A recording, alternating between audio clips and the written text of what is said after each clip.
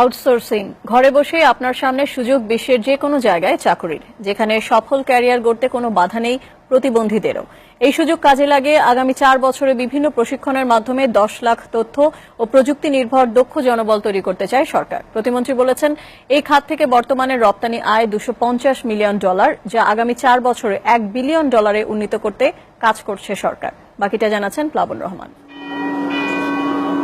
জন্মের 2 বছরের মাথায় পোলিও রোগে আক্রান্ত, অনেক চেষ্টা করেও এড়ানো যায়নি জাহিদের এমন পরিণতি। তাই বলে দমে যাননি জাহিদ, নানা প্রতিকূলতা সত্ত্বেও শেষ করেছেন BBA MBA।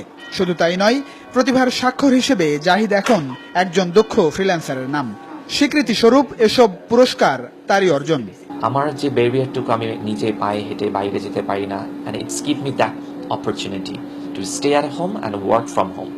আমি এই পর্যন্ত ওডেস্কের প্রোফাইলে আমার 4500 ঘন্টা কাজ আছে, আর হচ্ছে প্রায় 75টা ক্লায়েন্টের সাথে আমি কাজ করেছি। কামাই করে খাওয়াইবো বা আমার যে ইয়ে করে সেই চিন্তা আমি করিনি। আমার একটি ছেলে, আল্লাহর রহমতে আমার কোনো খুঁড়ি ছিল না, আমার ছেলে একমাত্র আমার খুঁড়ি দাঁড়ায় গেছে। দক্ষ ফ্রিল্যান্সারদের অনেকেই খুলেছেন নিজস্ব প্রতিষ্ঠান।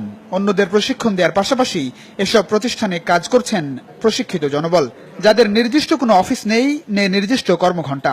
সবাই ডলার আয় করার পাশাপাশি বেশ উপভোগ করছেন আউটসোর্সিং। এই সেক্টরে কাজের ধরনের কোনো অভাব নেই, ছোট ছোট, কিন্তু আমাদের যে কোনো একটা এরিয়ায় এক্সপার্ট লেভেলটা লাগবে। ফিউচারটা আমার কাছে যেটা মনে হয়, এটা খুব ব্রাইট। ওয়ার্ল্ডের যে ট্রেন্ড, যেটা সবকিছু কয়েকদিন পরে কম্পিউটারাইজড হয়ে যাবে, নেক্সটে আমি হয়তো এই ফিল্ডে লিড করতে পারবো। এই সুযোগই কাজে লাগাচ্ছে বর্তমান সরকার। শুধু রাজধানী নয়, তথ্য ও প্রযুক্তি নির্ভর বিভিন্ন প্রশিক্ষণ কর্মসূচি চলছে উপজেলা পর্যায়ে। পর্যায়ক্রমে আগামী 4 বছরে 10 লাখ মানুষকে এই কর্মসূচির আওতায় আনতে চায় সরকার। প্রতি মাসেই $200-300 করে ইনকাম করছি। ফেসবুক এবং জিমেইল অ্যাকাউন্ট খুলতে পারি এবং তাদের সাথে কাজ করছি, ভাবে আমি অনেক ইনকাম করছি। কোনো একটা স্কিল যদি আমরা তাদেরকে দ্রুত শেখাতে পারি, তাহলে সারা দেশের বেকারত্ব প্রায় 80% নির্মূল করা সম্ভব।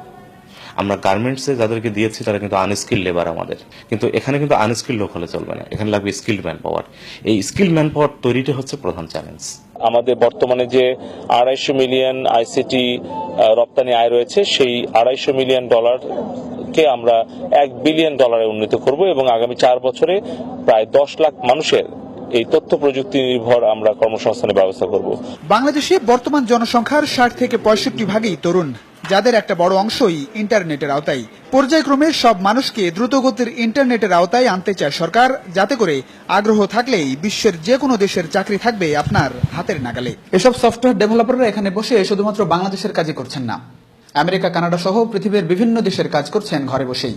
আপনিও করতে পারেন আউটসোর্সিং। আর এক্ষেত্রে গার্মেন্টস সেক্টরকেও বৈদেশিক মুদ্রা অর্জনের ক্ষেত্রে ছাড়িয়ে যেতে পারে সম্ভাবনাময় এই প্রযুক্তি খাত।